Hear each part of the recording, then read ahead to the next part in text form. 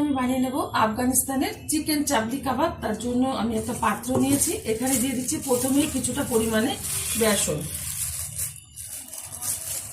দিয়ে দিচ্ছি পেস্ট করে রাখা চিকেন, এক এক করে উপকরণগুলো মেশাবো। দিয়ে দিচ্ছি গোলমরিচের গুঁড়ো, দিয়ে দেবো গরম মশলার গুঁড়ো, দিয়ে দিচ্ছি স্বাদ মতো লবণ।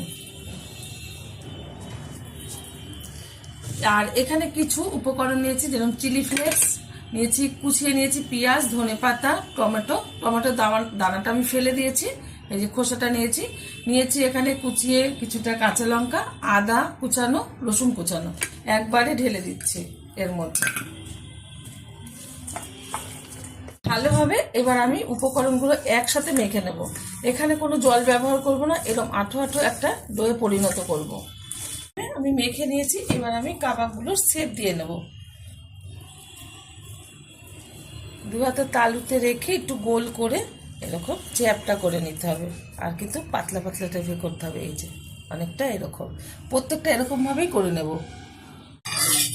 কাবাবটা ফ্রাই করার জন্য আমি ওভেনে একটা রুটি ভাজার তাওয়া বসিয়ে তাতে দিয়ে দিচ্ছি খুব সামান্য পরিমাণে তেল, সাদা তেল। এখন আস্তে আস্তে করে এই কাবাবগুলো আমি ছেড়ে ভেজে নেব। আমার এই রেসিপি যদি আপনাদের ভালো লেগে থাকে, আপনারা অবশ্যই আমার চ্যানেলটিকে সাবস্ক্রাইব করবেন, লাইক করবেন, শেয়ার করবেন। আর এরকমভাবে একবার চিকেন চাবলি কাবাব একবার বানিয়ে খেয়ে দেবেন, আশা করি ভীষণ ভালো লাগবে।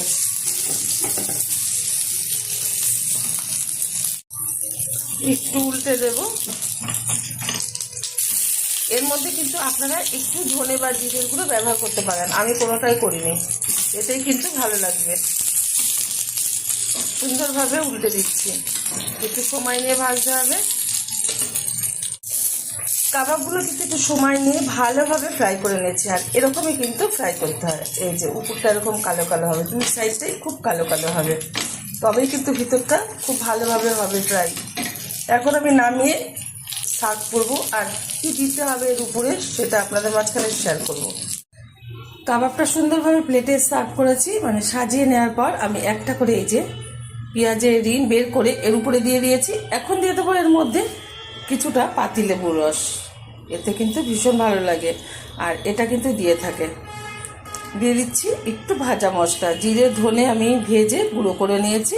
আপনারা কিন্তু এরকম রেসিপি একটা অবশ্যই ট্রাই করবেন। দেখা হবে পরের ভিডিওতে নতুন কোনো রেসিপি নিয়ে। ধন্যবাদ।